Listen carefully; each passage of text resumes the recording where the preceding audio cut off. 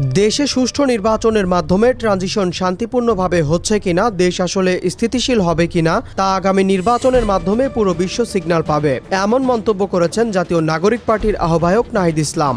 রাজধানীর একটি হোটেলে চতুর্থ বাংলাদেশ অর্থনীতি সম্মেলন 2025 অনুষ্ঠানে তিনি এসব কথা বলেন। ওই সম্মেলনে নাহিদ পিসফুলি ট্রানজিশন ঘটানোকে সবচেয়ে বড় চ্যালেঞ্জ হিসাবে উল্লেখ করে বলেন, যদি আমরা এটা পিসফুলি করতে না পারি অস্থিতিশীলতা কিন্তু থেকে যাবে। এরপর তিনি দীর্ঘমেয়াদী অর্থনৈতিক পরিকল্পনার প্রয়োজনীয়তা তুলে ধরেন। বক্তব্যের প্রসঙ্গে তিনি বলেন, অনেকে শিক্ষা খাতের সংস্কারের কথা বলছেন, আমি এটার সাথে একমত। আমার কাছে মনে হয় না সেটা 1 বছর, 1.5 বছর বা 18 মাসে সম্ভব। এটার জন্য আমাদের দীর্ঘমেয়াদী পরিকল্পনা লাগবে।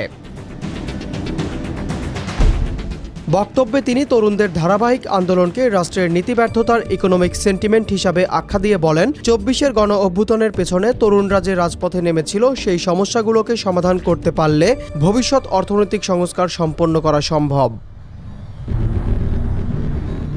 ওই অনুষ্ঠানে তিনি আরও বলেন, তরুণরা প্রথম বিদ্রোহ করল ভ্যাট বিরোধী আন্দোলনের মধ্য দিয়ে। আরেকটি বড় আন্দোলন হয় যেটাকে আমরা কিশোর বিদ্রোহ হিসাবে আখ্যায়িত করি, সেটা হচ্ছে নিরাপদ সড়ক আন্দোলন।